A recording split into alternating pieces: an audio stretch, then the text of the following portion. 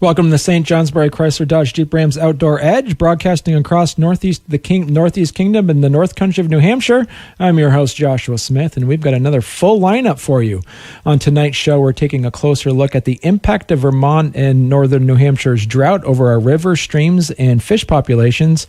I sat down earlier with Will Eldridge, the Aquatic Habitat Biologist for Vermont Fish and Wildlife, to learn how this dry stretch is affecting our fall fishing season and what that means for our local waterways. Later on, Gary Moore brings us another edition of Thoughts on the Out of Doors, where he talked earlier with Jackie Comeau, the state's black bear project leader, about what we should know about bear activity and how it's spiking this time of year. And of course, don't miss the Outdoor Edge weekend forecast from Mark Breen at the Fairbanks Museum, your best source for what to expect if you're planning to get outside. It's a packed hour, so sit tight, stay tuned, and let's get started. All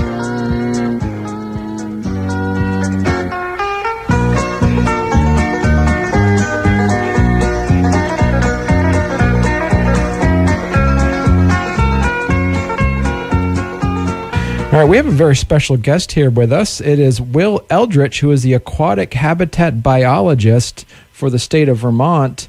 Will, how are you doing? I'm good, thanks. Yeah, thanks for having me on, Josh. You're welcome. So one of the things that we talk about here at the St. Johnsbury Chrysler Dodge Jeep Rams Outdoor Edge is all things outdoors. And in the beginning of May, we were, in April and May, we were inundated with so much rain. It was at the point where there was someone we were talking at the Fairbanks Museum, Mark Breen was mentioning that we had over 20 weekends in a row of rain. And then we had no rain for several months. And that brought up the question to kind of bring you on, Will, as the Aquatic Habitat Biologist in the state of Vermont. We're in a drought now? Yeah, we still are. So I'm in Montpelier right now. We're forecast to get about an inch of rain today, which is very welcome after, like you said, months without much precipitation to speak of. So we've been in a drought for a couple of weeks now. Right. And looking at the forecast, we're going to have rain today. As of this recording, we'll have rain. We'll have a little bit of rain the next day, but then it's going to be dry again. With all this rain that we're getting right now in this short period of time, do you know if this is going to fix the drought, or this is just going to be a drop in the bucket? My understanding is that basically this is just enough to keep us from getting worse. Right. We may see streams and rivers come up a little bit, but they're not going to be at the levels that they would be under normal conditions. Now, we're still well below normal for precipitation by this time of year. I think 8 to 10 inches of rain below normal, depending on the part of the state you're in. Streams and rivers may recover, but groundwater is going to take a while. Some of the other stressors that we're seeing, particularly in the ag sector, crops and stuff, those are going to be impacted. It's kind of too late for them. So anyway, yes, we're definitely still feeling the impact of the drought, even with this rain. How do drought conditions then, you're talking about from a biology perspective, how do drought conditions affect the oxygen levels and temperatures in those aquatic habitats? Yeah, no, that's a really good question. So drought, obviously there's less water. And so what we're seeing in streams and rivers in particular is, the fish are kind of isolated in pools, and that less water makes it more susceptible to warming up. And so we have seen some increases in temperature. We've been fortunate this year, and air temperatures have been pretty cool, particularly at night. So we're not seeing huge spikes in temperature. Things are actually staying relatively mild. The other thing about a lot of our streams and rivers is they're pretty well forested, which is shading them, keeping them from getting too much solar exposure, also helping them stay cool. So actually, we've knock on wood, but things have actually been pretty resilient to this drought, at least in terms of the fish communities. Are there any specific regions or water bodies in Vermont being hit harder than others? Yeah. The headwaters, the smaller streams up in the mountains are kind of what we're seeing drying up the first and the most. So there's plenty of areas with no water in them. And it's generally those smaller streams. The larger water bodies, are able to. We're still seeing flow. We're still seeing fish. Lakes and ponds obviously are much lower, but there's still water there. One concern I have for lakes and ponds, you mentioned oxygen earlier, and we could see what's called an oxygen sag in the bottom of these lakes. So there's no wind, there's no turnover, and so these lakes are stratified, and that bottom portion, it's kind of an entirely different ecosystem than the top, and you can get more oxygen consumption. So bacteria and stuff and algae is growing. It's like going gangbusters at the top, and then when it dies, it falls to the bottom, and as it decays, it takes up oxygen, and so you can actually see this oxygen sag. And so there's going to be species like lake trout that could be impacted, and other cold water species that prefer the bottom, that hypolimnion in lakes and ponds that could be impacted. We haven't heard any reports of fish kills or anything, but that's something that we would look out for during a drought. I mean, it's interesting, growing up in the Northeast Kingdom and just going out in the woods and just seeing all these small swamps and ponds that just seem to be out in the middle of the woods, and just tons of bugs and insects jumping around on top of it. I mean, so my question next for you, Will, is like, what happens to those aquatic insects and those amphibians and forage fish during these prolonged dry spells? Yeah, no, it's a really good question. I mean, they all need water, and so they're going to seek out whatever's left. I personally have not been looking at the bugs too much, the aquatic macroinvertebrates, but the folks I've talked to, the signs are that they seem to be holding on. Whatever water's left, that's where they find them, and those populations seem to be healthy.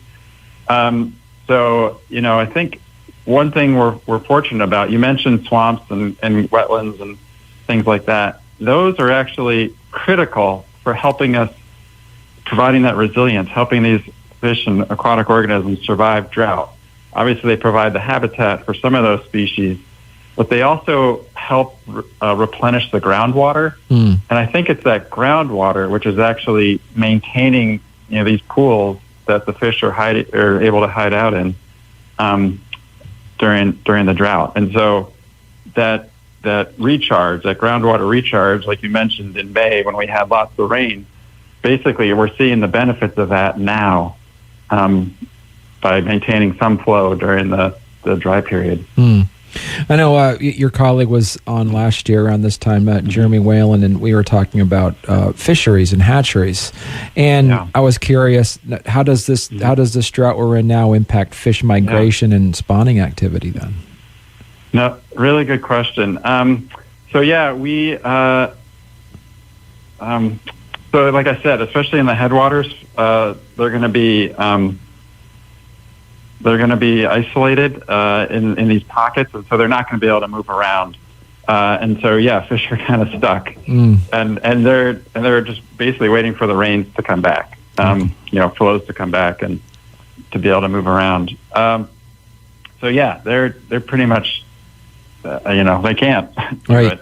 A lot, and we're just beginning to enter the migration period for some of our fall spawners, so like the trout and salmon, and the reality is that they've adopted or evolved with drought with these kind of conditions. So September's typically our low flow period anyway, and October is when we see stream flows begin to recover, kind of build back up, and they've kind of adapted to that. Okay. And so a lot of these species will wait for October, November to migrate, because that's naturally when flows come back. Right. So I think there's some, like the fish, I'm not saying they're smarter than we are, but they're resilient, I think. And so we'll see. Obviously we don't know for sure, but what we expect is that, they're not going to be moving right now because there's just not enough water, but they will, the flows will come back,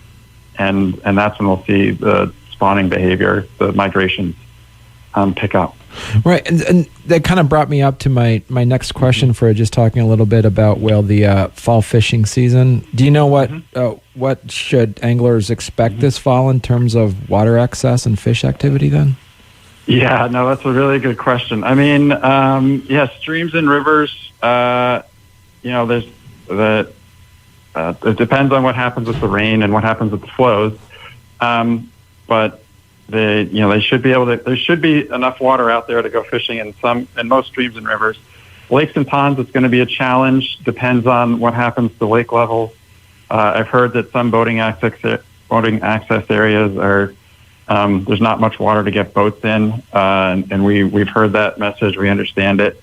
There's not much we can do, unfortunately. This is, a statewide impact. And so, again, with the boating access, there's some opportunities that still exist, on Lake Champlain.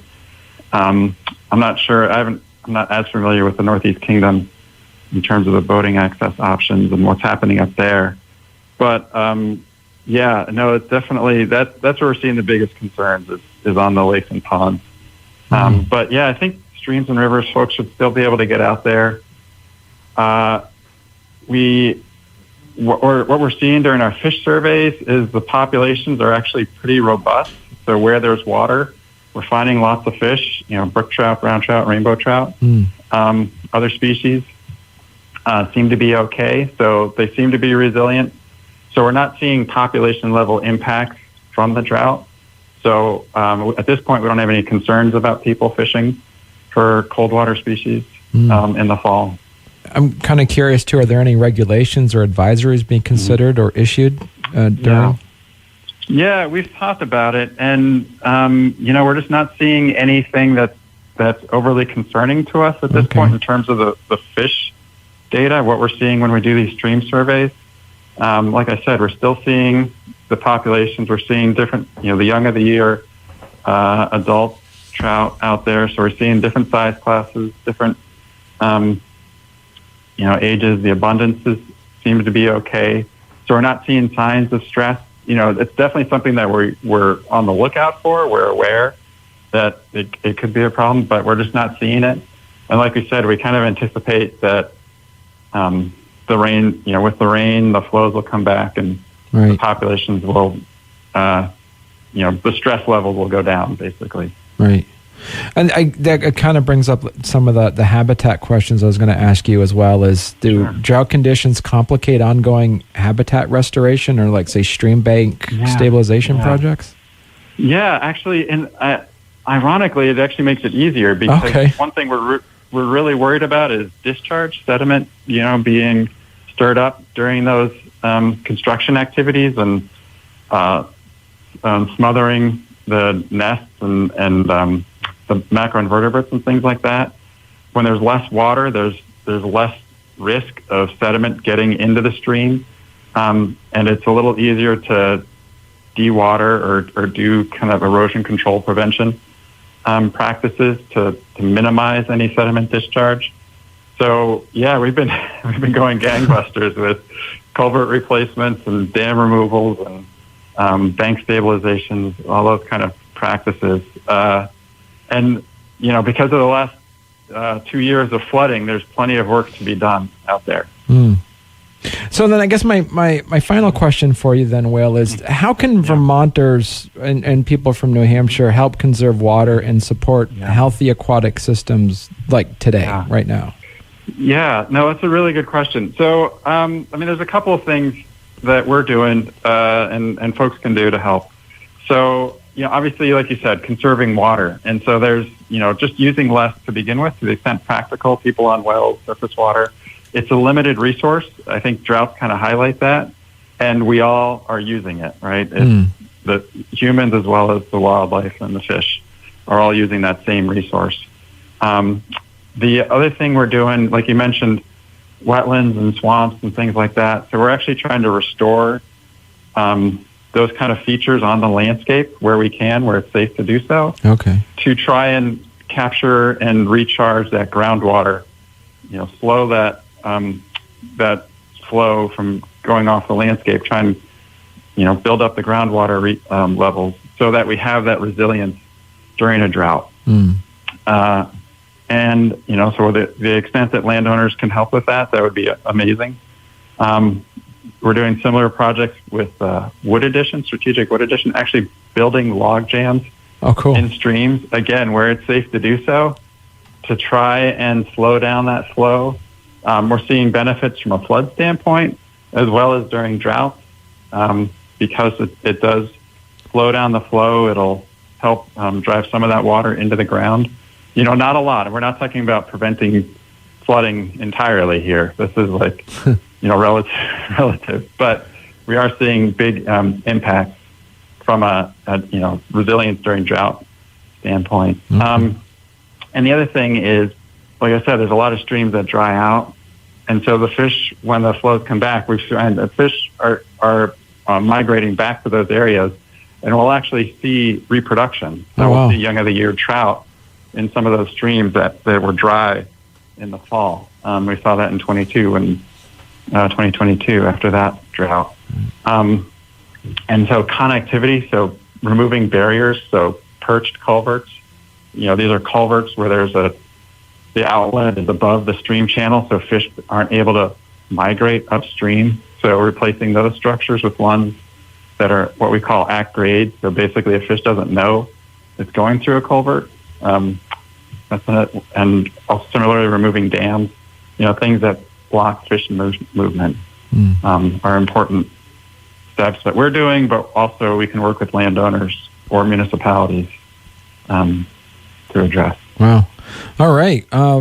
Once again, we're talking to Will Eldridge, who is the Aquatic Habitat Biologist for the state of Vermont. Will, do you have any final comments or tips for our listeners?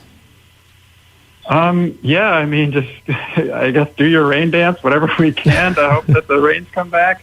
But I guess don't worry too much. The fish can take care of themselves as long as we provide the habitat for them to do so. I think, get out there and enjoy fishing when the rains come back. All right. Excellent. Thank you so much, Will. This was a pleasure chatting with you. Great. Yeah, no, it was my pleasure too. Thank you for having me. You're welcome. And that was my conversation I had late last week with Will Eldridge, who is the Aquatic Habitat Biologist for the Vermont Fish and Wildlife. And now just ahead, Gary Moore talked with Jackie Comeau from the Vermont Fish and Wildlife about how bears are behaving this time of year and what you can do to protect your chickens, your compost, and your backyard fruit trees. That's coming up right after these important messages. It's the St. Johnsbury Chrysler Dodge Jeep Rams Outdoor Edge on YKR Country. You don't have to go far to find some fishing fun in Vermont, and this beloved summer pastime offers many benefits. Spend time with family and friends, explore new places, enjoy the outdoors, and maybe even catch some dinner. The Vermont Fish and Wildlife website offers resources to help. You can watch fishing videos to learn how, register for a free fishing clinic, or find a public access area near you at vtfishandwildlife.com. Vermont Fish and Wildlife invites you to fish Vermont. At R&L Archery, we know it's not just about the thrill of the hunt or the size of the fish. It's about the moments that matter most, the traditions passed down from one generation to the next, and the stories told by the fire long after the sun is set. It's about the journey, the memories, and the time spent together with friends and family, because these are the moments that truly last a lifetime. R&L Archery, where every adventure begins. Come create your story. Hello, and welcome to Thoughts Out in the Outdoors. With me today is Jackie Comeau, a wildlife biologist for the Vermont Fish and Wildlife Department. Jackie, welcome to the show. Hi, thanks for having me. Would you tell us a little about yourself? I know you're well familiar with this area, having grown up in Dalton, just across the river. So tell us a little about yourself. Yeah, yep. So I grew up in Dalton, and, living in a rural place like that, was always interested in wildlife and spending time outdoors. So I went to White Mountains Regional High School, and then eventually went over to the University of Maine to get a bachelor's degree in wildlife ecology. Worked in northern New Hampshire for a while, then started bouncing around the country before I was ready to go back to grad school. Came back to the University of New Hampshire to get a master's degree, where my focus was looking at human bear conflict management with a focus on a handful of communities in New Hampshire that had passed wildlife ordinances, trying to evaluate how effective those were at reducing conflicts. Yeah, and then after grad school, I got hired by Vermont Fish and Wildlife to help run a study we were doing looking at the impacts of the Deerfield Wind Energy Facility. And down there on the spine of the Green Mountains near the Mass border. Exactly. Route 9, yep, Hogback. Exactly, way down in southern Vermont. And just looking at how bears reacted to the construction and operation of that wind facility, because it was built in some of the largest remaining contiguous blocks of bear-scarred beach that we had in that part of the state. Right. And just trying to see, with those wind turbines, were those bears still going to continue to feed on those beech nuts the way they had without it? Yeah, and then So that was Forrest Hammond was head of that. Is he retired? Yes. I thought so. Yep, he retired back in 2021, and that's when I got hired on as the bear project leader. Good. Yep. Well, great.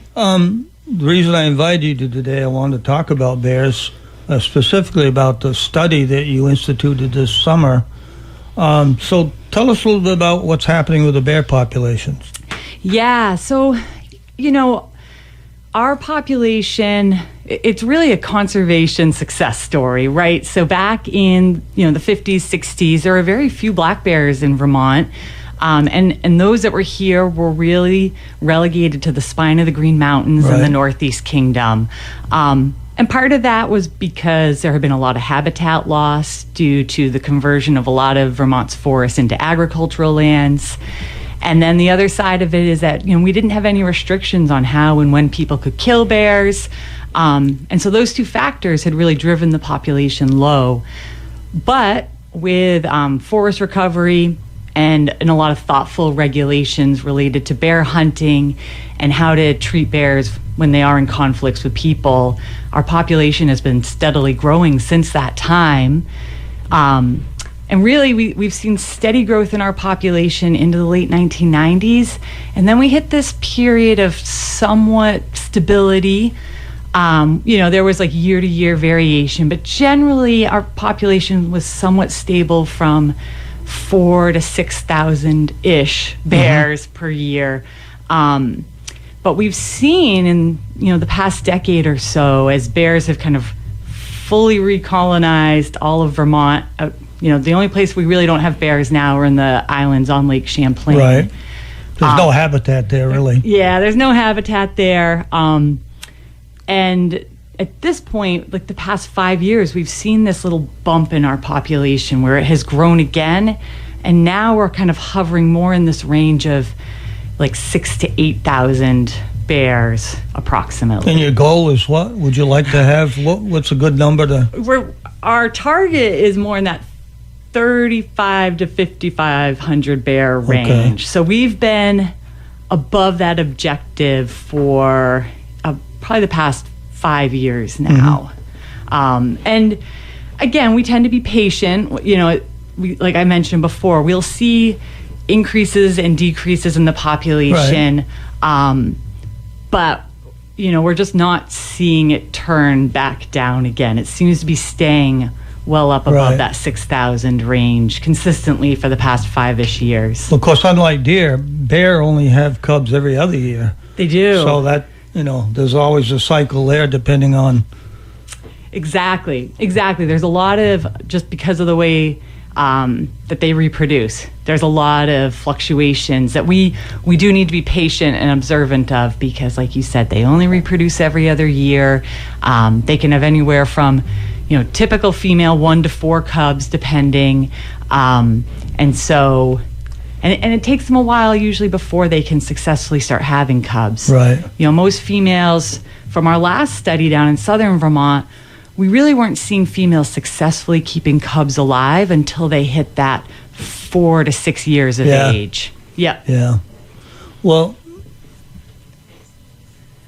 my understanding is that that adult males sometimes will kill cubs when they're after a female, and that the bigger female has a better chance of defending their cubs. And Yeah. What they stay with the mother for what, through almost the second year, and she kicks them out in the spring. Is that correct? That's correct. Yep. So they're born in the winter. So while she's in that den hibernating, and then they'll stay with her for anywhere from 14 to 18 months. There's a little bit of variation there, and yeah, especially that first spring and summer, there's a lot of risks that she has to protect them from. Larger bears can and will eat the cubs. Right. Then we've got coyotes, bobcats, other predators. But then, the big one too is just her making sure she's eating enough food to lactate, to support them and find enough food for them. And then, of course, there's the human risks. So we do have cubs hit and killed on our roads all the time. Yep. And just, they get into unsafe places and accidents happen. So it's an effort for her to keep them alive. One more thing, bear biology, delayed implantation. Would you explain that to the public? Yeah, it's a pretty cool thing that bears do. So bear breeding season typically peaks in June, but there's some flexibility there. It can start earlier, and we saw this summer evidence that it was going well into July this year. But anyway, so, female bears come into estrus, meaning, they're ready to breed. And a mature female will already have cubs with her, what we call yearlings, because they're now 1 year old. And so we think that her coming into estrus is what kind of initiates the family breakup. So she starts pushing those yearlings off. She'll breed with a male. But then, the sperm goes in to fertilize the egg, but then instead of it implanting in the uterus and beginning to develop into the fetus, it actually stays in this state of suspension until the fall. And so she spends the whole summer in this not quite pregnant state. And then on the verge of being pregnant. On the verge of being pregnant, exactly. And then as she enters her den in the fall, that's about the time when the development kind of kicks back in again.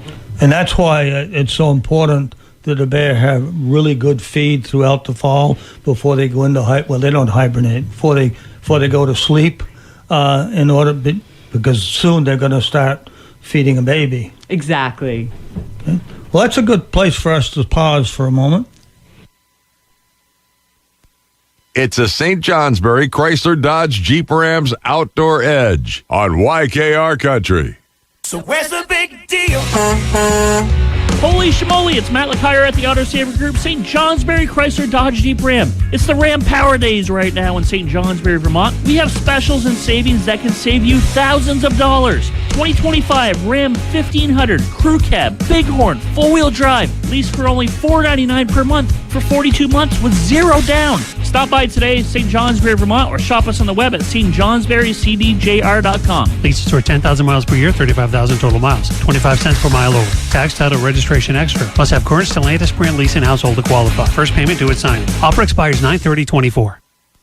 It's the St. Johnsbury Chrysler Dodge Jeep Rams Outdoor Edge on YKR Country. Your website isn't working for you. Hi, this is Jay Davis, co-founder of Northeast Kingdom Online. I'm sure you've seen us online already. We've created hundreds of websites for companies just like yours. If you're ready to stand out on the internet, it's time to join forces with Northeast Kingdom Online, Northern New England's premier website design company. From security to mobile responsiveness, we handle it all. Let's make your website as unique as your business. Visit us at northeastkingdomonline.com and let's get started. Achieve more with northeastkingdomonline.com. You don't have to go far to find some fishing fun in Vermont, and this beloved summer pastime offers many benefits. Spend time with family and friends, explore new places, enjoy the outdoors, and maybe even catch some dinner. The Vermont Fish and Wildlife website offers resources to help.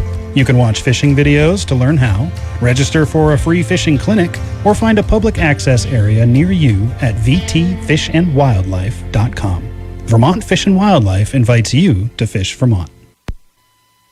Welcome back. My guest today is Vermont Fish and Wildlife Biologist Jackie Comeau, and we're talking about black bears and how their population increases, and we're about to talk about the study. Anything we're saying about Vermont pretty much could be said about northern New Hampshire. they have similar issues with a lot of black bear and so forth. And in your introduction, you said that you actually were involved in studying some of the towns in New Hampshire that had instituted bear management practices and stuff. I assume, when you say that, I assume that's some of those places, for instance, that mandated dumpsters with metal covers and that sort of stuff. Exactly. All throughout Black Bear Range, most folks were dealing with the same issues. We're dealing with these recovered bear populations that are really thriving, but then we're also now, the downside of this conservation success story is having to relearn how to share the landscape with these animals, right. Who are flexible omnivores. They have very diverse diets. They're very willing to try new foods, and they're very strong and can do a lot of damage trying to get into foods. So, over in New Hampshire, a handful of towns have passed these municipal ordinances that require, like you said, they're pretty much focused on requiring better secure garbage storage, primarily for like businesses, so dumpsters, and trying to see if they can kind of help prevent conflicts from beginning with bears by taking that approach. Do you know if any towns of Vermont have done something similar? None in Vermont have. A few have thought about it, but right now in Vermont, we've been more focused on just the education side of it. And so we, as at Fish and Wildlife, spent a ton of time trying to develop materials and get the message out, to give people the information they need to know how to handle a situation if one starts at their house, or how to resolve or prevent future situations. And then we're also trying to educate the public to be able to share information, neighbor to neighbor, friend to friend, family member to family member. So more of this kind of bottom-up approach, and getting, engagement from people who have the time and interest to try to share that information. Well, I know you've been involved with Vermont Coverts with the Bear Ambassador program. I think this is the second year of the program. Yeah, exactly. And we've seen lots of people are really interested in bears. They want to help. And so, we partnered with Vermont Coverts, which is an organization that traditionally is focused on educating landowners to kind of create this system of peer-to-peer support for thinking about how to manage your woodlot. And so we kind of tapped into that approach with them, and now have enlisted volunteers who go through a 3-part training with us to learn about bear biology, ecology, but then with a real focus on how to prevent and deal with conflicts with bears.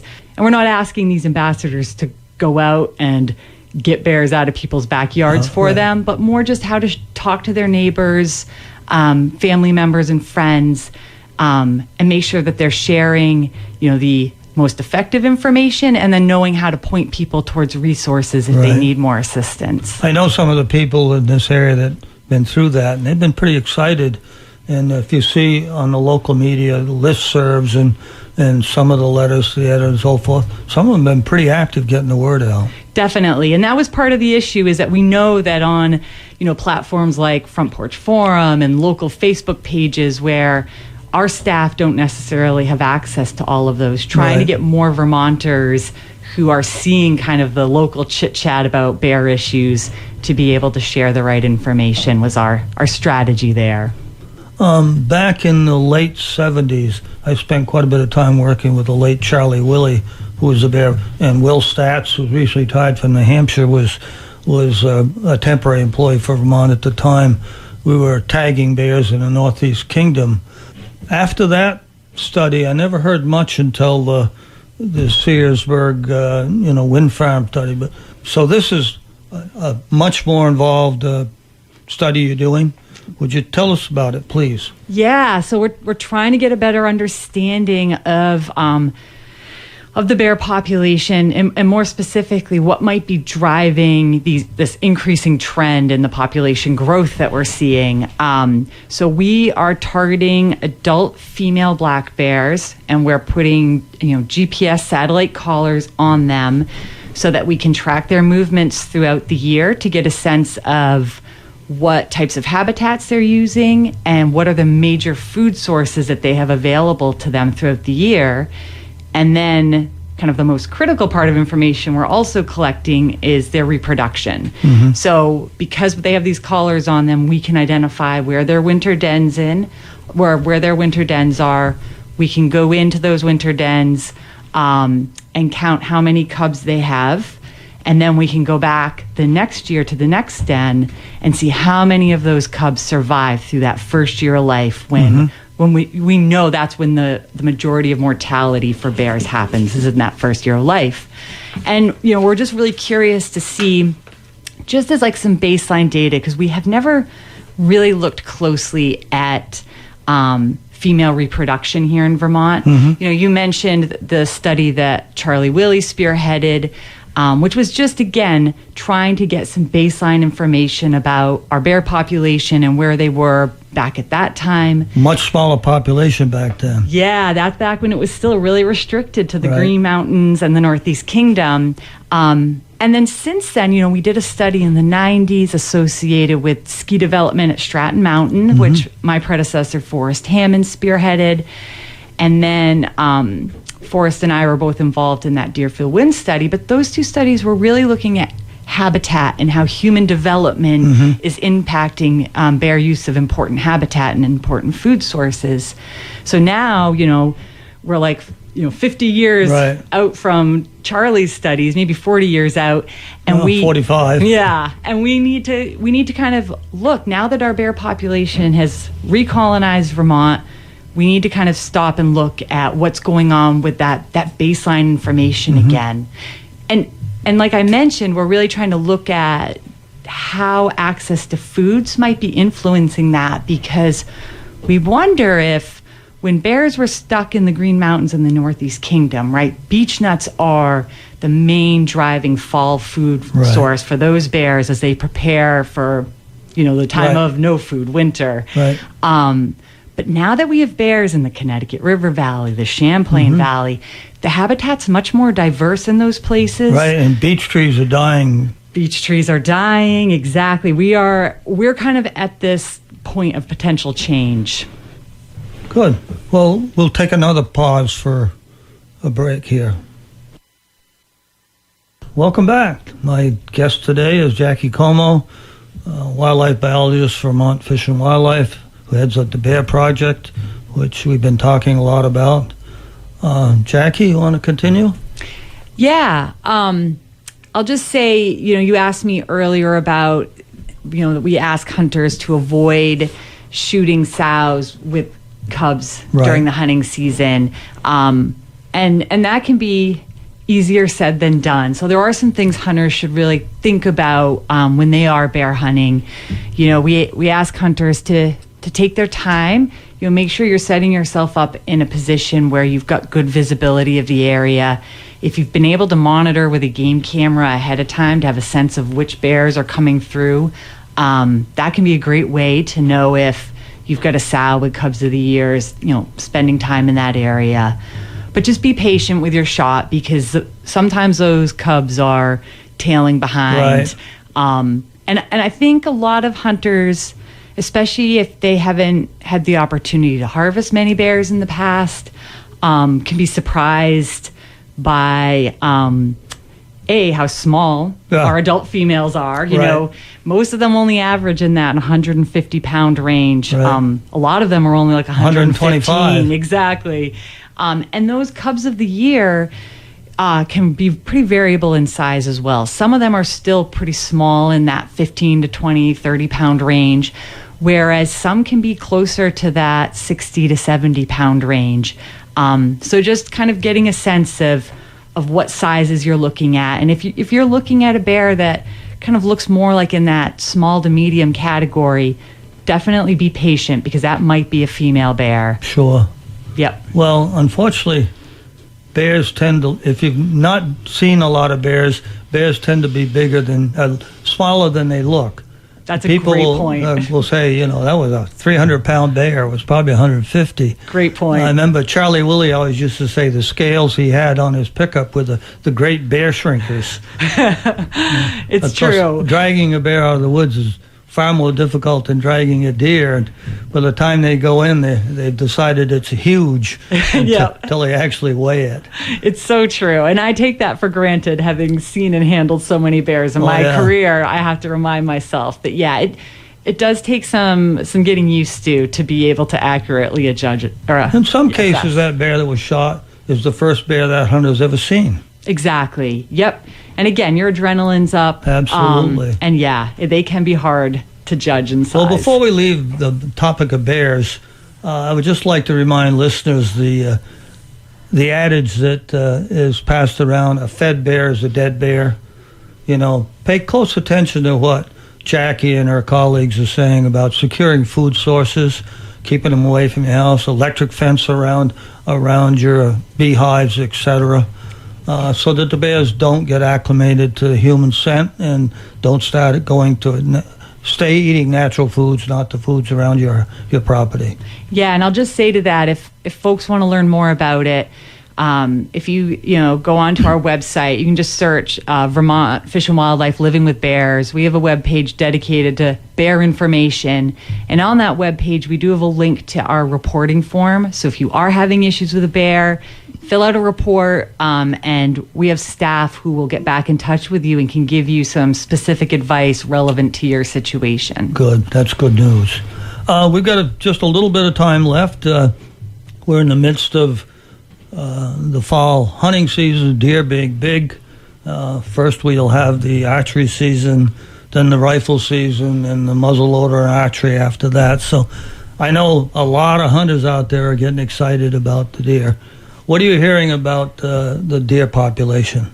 Yeah, so depending on where in the state you are, right, the deer population pretty much everywhere is doing really, really well. There's some parts that are still above the objectives we have, whereas other areas we're kind of at objective, which either of those are good. That means we've got a robust deer herd. Thinking about deer hunting, we're actually right now in the process of doing our hard mass surveys. So every year we go out and we do a series of acorn and beechnut surveys throughout the state to start getting a sense of what's the food availability. And that acorn and beechnut availability can influence where bear and deer are going to be spending their time. How long has this been going on? We've actually been doing that since the 80s. Is that right? Yeah. So for a long time now. So we have a pretty cool data set where you can look at over time. Do you have certain plots you go to so you have a... Yeah. Some of them change a little bit over time just as, beech trees decline and... or they logged it and cut Or they logged it. We try to focus on state lands that we have management influence over and some spots in the national forest. But yeah, exactly. Forest management changes it. But we've got them distributed throughout the state in a way that at least gives us a ballpark sense of, in different parts of the state and then statewide, what that hard massed availability looks like. And so we're doing our acorn surveys right now. I haven't seen the results from everyone yet, but it's looking like we're seeing a decent acorn production. Yeah, so I think oak stands will be a good place. We don't do a formal apple survey, but we're always talking about what apples look like in different parts of the state. And that looks spottier. I know in parts of the Connecticut River Valley where I've been, it's not looking great, but I've heard a few spots in the National Forest, the Northeast Kingdom, and over on the west side of the state where people are reporting good apple production. Good. And again, we're anticipating a good beechnut year because for the past 12-ish years at least, we've really been seeing this consistent every other year pattern with our beechnut crop. Last year was a poor beechnut crop, so we're expecting a decent one this year. Good. Yeah. Well, I'm interested in learning about this whole mass survey. I wasn't aware of it. Does the department still do the spring deer yard searches? We don't do that anymore. Used to be a big thing. They got lots of press. Yeah, I've been here since 2014, and I'm not sure when we stopped doing them, but we haven't been doing them since I've been here. I haven't heard anything about it for a long time, so I figured, Yeah. Great. Well, time is about up, Jackie. Is there anything else you'd like to say before we close? No, I think we covered a lot of great information. Like I said, the big thing every Vermonter and anyone from New Hampshire who's listening to can do if you want to kind of help bears out is learn how you can secure your attractants and not contribute to the rising conflicts that we're experiencing with bears. Great. I thank you for coming up here from Springfield today to enlighten our listeners about what's going on with the bear population. I hope to invite you back after, maybe in the spring, after you've been in the dens and some of the things you found. So thank you very much. Thank you. And that was Gary Moore talking with Jackie Comeau, who is the Vermont Fish and Wildlife, about how bears behaving this time of year and what we would be able to do to protect our chickens, compost, and backyard fruit trees. Stay with us. Coming up, Mark Breen from the Fairbanks Museum has your Outdoor Edge weekend forecast, so you'll know whether to pack the sunscreen or grab a raincoat before heading out on the trail, river, or back roads. That's coming up right after this. It's a St. Johnsbury Chrysler Dodge Jeep Rams Outdoor Edge on YKR Country. At R&L Archery, we know it's not just about the thrill of the hunt or the size of the fish. It's about the moments that matter most, the traditions passed down from one generation to the next, and the stories told by the fire long after the sun is set. It's about the journey, the memories, and the time spent together with friends and family, because these are the moments that truly last a lifetime. R&L Archery, where every adventure begins. Come create your story. So where's the big deal?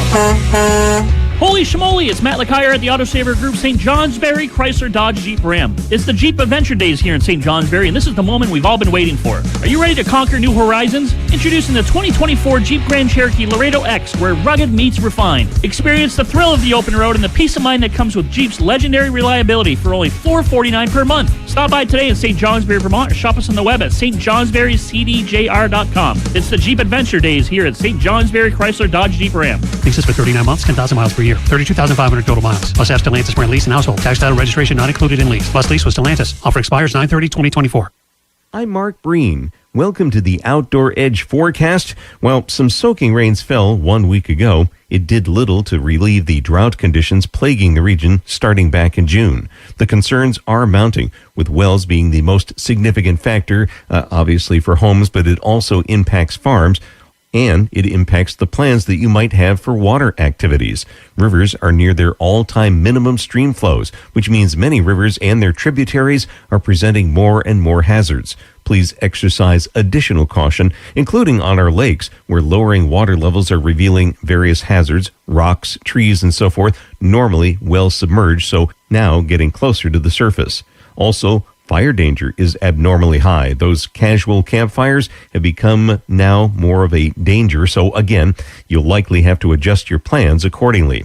The recent frosts and dry conditions have left foliage at various states, from some quick color and then leaf drop over the higher terrain to persistent green foliage in some of the protected river valleys. Expect those leaves to change considerably over the next several days.